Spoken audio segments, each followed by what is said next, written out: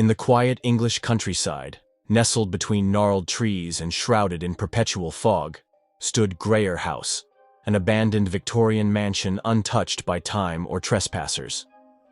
It had been empty since the Strathmoor family disappeared one winter's night in 1899, leaving their dinner uneaten, fires burning, and doors wide open.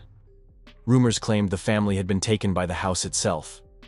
When YouTuber and urban explorer Leigh Arden, known for her paranormal investigations, received a handwritten letter containing only an address and the words, "See what waits behind the seventh door," she packed her gear and drove out with her cameraman, Jules, not knowing that some doors should never be opened.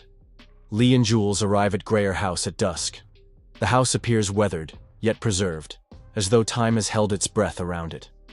Despite the dense fog, the mansion's silhouette looms clear against the bruised sky, its many spires clawing the heavens. Inside, everything is coated in a thin layer of dust, but nothing is decayed. Fresh candles, warm tea in the kettle, and footprints that weren't theirs. They set up their cameras. Then the front door locks behind them. They enter a drawing room with a cracked mirror above the fireplace. The temperature drops. Jules hears someone whispering his name from inside the mirror. Suddenly, the mirror rippled like water. Leigh saw her own reflection grin, but she hadn't smiled. When Jules reaches out, a hand bursts out of the mirror, pulling him forward. Leigh grabs him just in time, etched into the mantle. 1 opened. 6 remain.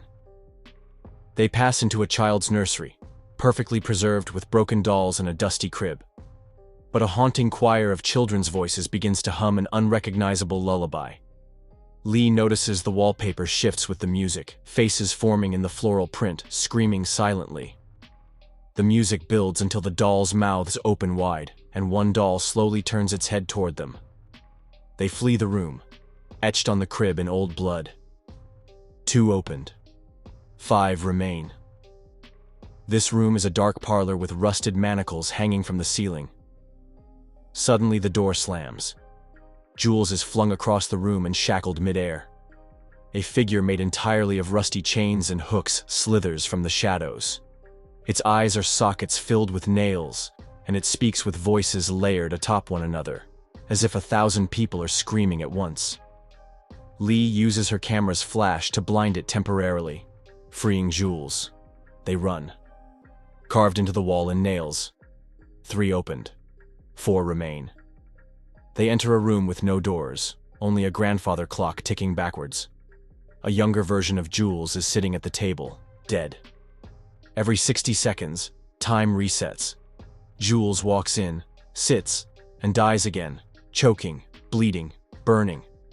Leigh finds a hidden drawer in the table containing a key and the inscription, "Break the loop or become it." She smashes the clock. The door reappears, etched into the glass face. 4 opened. 3 remain. They find a charred ballroom where everything is blackened by fire, except a woman in a white dress made of smoke. Her face is half burned away, and she sings to no one. She beckons Leigh. Her voice is hypnotic, sorrowful. When Jules touches Leigh's shoulder to break the trance, the Ember Woman shrieks, and the room ignites. The fire burns blue and does not consume. They leap out just in time. Etched into the scorched floor. 5 opened. 2 remain. The penultimate room is below freezing, frost climbing the walls. At its center, a tall figure wrapped in sheets of ice, with a crown of shattered glass. He whispers secrets they haven't told anyone, even each other. Guilt, shame, fears. The cold man steps forward, and the air becomes painful to breathe. Leigh screams, confessing something. She left someone to die years ago. The cold man stops. He bows. The door appears behind him, etched into the ice. 6 opened. 1 remains. They find the 7th door in the attic. Inside, nothing but a mirror. No furniture, no sound. Just their reflections. But their reflections don't mimic them. They smile when they shouldn't. They move when they don't. Then the reflections step forward, emerging from the mirror. One version of Jules stabs the real one. The false Leigh whispers, "You've been dead since room 1. She wakes up, alone, back in room 1. Jules is gone. No sign of doors 2 through 7. The house resets. Footsteps echo upstairs. The front door opens. New voices. A new pair of explorers. The cycle continues.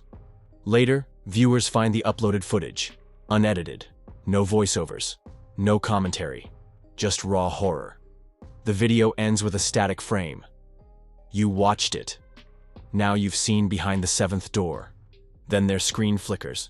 The sound of whispering begins. 3 weeks later, the YouTube video of Leigh and Jules's exploration goes viral. Viewers freeze frames, debate glitches, and argue over whether it's all just staged. A podcast host and paranormal researcher, Nina Holloway, decides to go. She's skeptical, but intrigued. She takes along her younger brother, Theo, who recently survived a suicide attempt and doesn't speak much anymore. They arrive at Greyer House just before midnight. The house recognizes them. The front door opens for them. Candles light themselves.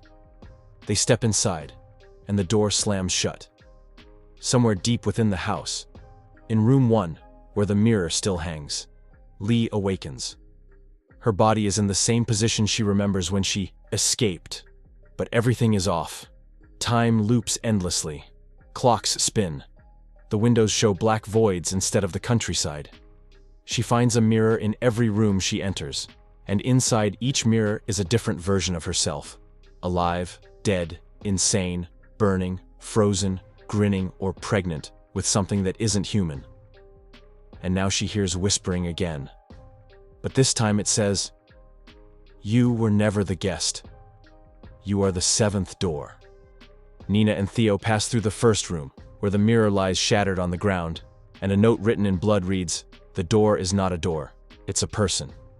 In the second room, the nursery, the dolls are gone. Instead, children stand there whispering in unison, "One guest remains here waiting to be freed. To do that, one must take her place." Theo suddenly speaks, his first words in months. "I hear her." He begins walking ahead, leaving Nina behind. In the in-between halls, where the rooms twist and stretch unnaturally, Leigh finds a figure bound in chains nailed to the wall. It's Jules, but not like she remembers. Half of his face is rotted, and when he opens his mouth, spiders pour out. He speaks through 1,000 voices at once. "The house needs a core. You ran from it. I gave myself to it.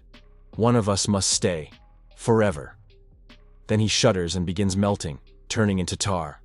She screams and flees, but every hallway leads her back to the 7th room, where the mirror waits, cracked, flickering. Inside it, she sees Nina for the first time. Nina finds herself alone. Room 5, the Ember Ballroom, is now a funeral parlor, filled with empty coffins. Each one bears a name. Jules Strathmoor, Mira, Strathmoor, Thomas Strathmoor, Leigh Arden, Theo Holloway, and Nina Holloway. She runs. The door behind her is gone. She opens the last casket, only to find herself inside, already decaying. The corpse opens its eyes and says, "You came to watch, now you'll never leave." She passes out. Leigh meets Theo in the mirrored room. He tells her he's not afraid anymore, that the house is not evil, just hungry. It feeds on the guilt and pain of those who enter, traps them, turns them into new rooms. Every person who dies here becomes a room. The 7 rooms are not static, they're evolving, sentient. Theo, you became the 7th door when you tried to leave. Suddenly Nina awakens inside the mirror, her reflection smirking. Theo stands outside it, smiling peacefully. Then he turns and walks into the darkness. The house begins to collapse inward, time folding, mirrors breaking into stars. The rooms scream, not physically, but psychically. Invasive thoughts tearing through Leigh's mind. I'm hungry. I'm lonely. I'm you. Leigh decides to make a final choice. She leaps into the 7th room mirror, but in reverse. She doesn't try to escape. She embraces it. And the house pauses. All the rooms flicker like old film. Then silence. A door opens. Nina wakes up in a hospital. It's raining outside. She's told she was found in an abandoned house, alone. Theo's body was never found. Her camera footage is intact, except the final 15 minutes are just static, until it suddenly cuts to Leigh, looking into the lens, whispering, "I'm not behind the door anymore. I am the door, and now, you've opened me." Her eyes flicker black. Static. Somewhere. A new vlogger received a letter in the mail. Just an address, and 7 words. "See what waits behind the 7th door." They smile.